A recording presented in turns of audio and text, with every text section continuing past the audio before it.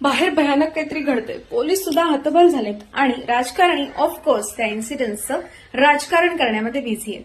पण लक्षात ठेवा, सुप्रीम कोर्ट आणि हायकोर्टात वॉचिंग यू. आता तुम्ही म्हणाल हे काय नवीन? तर नॉर्मली असं असतं की जेव्हा एखाद्या व्यक्तीचा लीगल राईट व्हायोलेट होतो तेव्हा ती व्यक्ती स्वतःहून कोर्टामध्ये जाऊन केस दाखल करते आणि जज साहेबांना म्हणते की मला न्याय मिळवून द्या.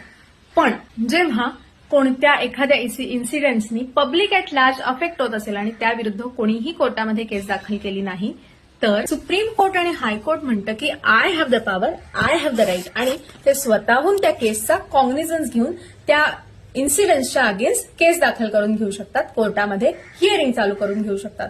याला म्हणतात suo motu cognisance, literally on its own motion. म्हणजे ह्या अशा प्रकारच्या केसेस, म्हणजे अशा प्रकारचा कॉग्निझन्स सुप्रीम कोर्ट आणि हायकोर्ट घेऊ शकतात फक्त एक्सेप्शनल केसेसमध्येच, जेव्हा पब्लिक ऍट लार्ज अफेक्ट होत आहे. म्हणजे जसं की मणिपूरची केस असेल किंवा बदलापूरची केस असेल, अशा वेळेला फक्त सुप्रीम कोर्ट आणि हायकोर्टला पॉवर दिलेली आहे to take suo motu cognizance of such इन्सिडेंसेस.